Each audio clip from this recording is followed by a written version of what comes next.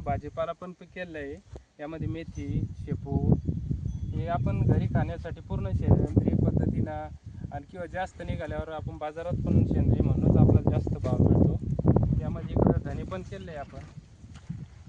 यासाठी आपण मधमाशांना आकर्षित करण्यासाठी धने पण 2 साऱ्या घेतलेल्या आहे आणि झेंडूचे फुलं पण कुडमुडं आपण घेतलेले आहे. त्यामध्ये आपण इकडं भैमुख पण केलेलं आहे. सर्व पिकं असे आंतरपिकं म्हणूनच केले आहे.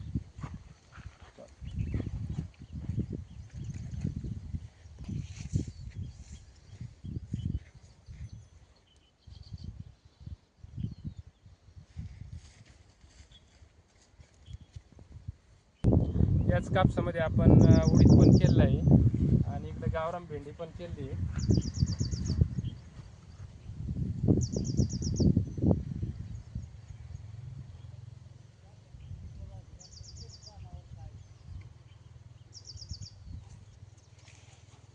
किती एकर क्षेत्र आहे तुमचं? 3 एकर क्षेत्र आहे आपलं. 3 एकर क्षेत्रामध्ये तुम्ही आतापर्यंत म्हणजे किती इंटरक्रॉपिंगसाठी म्हणजे आंतरपिकामध्ये किती पिकं लावली? आपलं मुख्य पीक कापूस आहे. कापसामध्ये आपण 3 ते 4 प्रकारचे आंतरपिकं लागवड केली आहे. हां, त्यामध्ये भाजीपाला असेल, मूग, उडीद, भुईमूग या पद्धतीने सगळं आंतरपीक आणि भाजीपाला पण मग आपण याच्यामध्येच घरापुरतं पूर्ण सेंद्रिय पद्धतीनंच करतो. शेपू आणि कोथिंबीर पण लावली. शेपू, कोथिंबीर, झेंडूचं पण मध्ये झेंडूच पण लागवड आपण केलेली. लावलेले आहे थोडे प्रमाणामध्ये. धने लावलेले आहे मधमाशांना आकर्षित करण्यासाठी. आणि यासाठी आपण फक्त शेणखत आणि जीवामृत, दशपर्णी अर्क याचा वापर केलेला आहे. यामध्ये म्हणजे आपल्याला बाहेरून काहीच आणायची गरज नाही पडत, कारण दशपर्णी अर्क घरीच बनवलेला राहतो.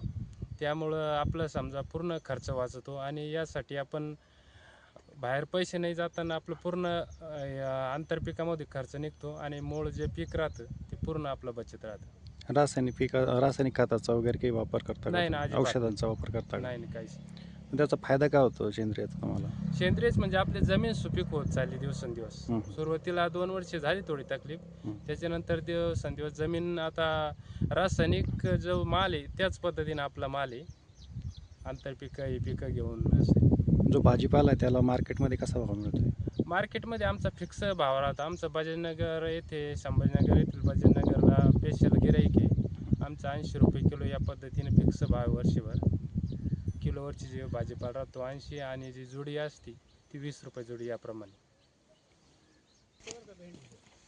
तुम्ही मोठी झालेली भेंडी जर तुम्ही अशी फेकत गेलात किंवा काढून बाजूला टाकलं तर त्याची आयडिया सांगतो.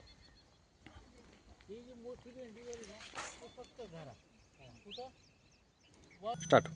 आपण घरी खाण्यासाठी 1.5 गुंठ्यामध्ये 10 ते 12 प्रकारचे फळझाडं लागवड केली, ते पण सेंद्रिय पद्धतीने. हे पाहू शकता तुम्ही. यामध्ये नारळ असन, डाळिंब आहे, अंजीर आहे,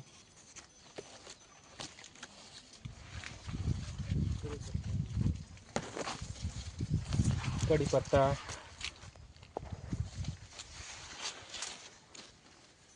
पलीकडे वांगे, पेरू पण लागवड केली आहे.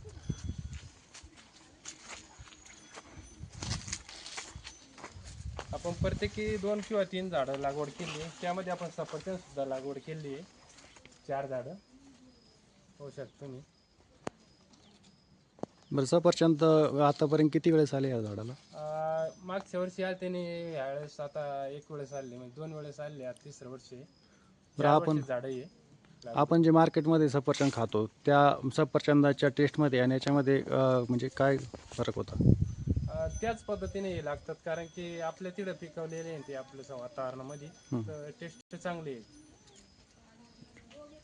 आपण त्यामध्ये सफरचंदाबरोबरच संत्री पण लागवड केली, 2 झाडं पाहू शकता, एक आणि ते एक. मोसंबी पण लागवड केली त्यामध्येच.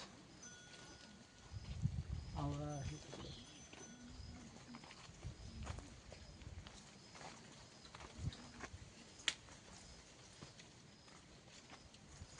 शेवगा पण घेतलेला आहे.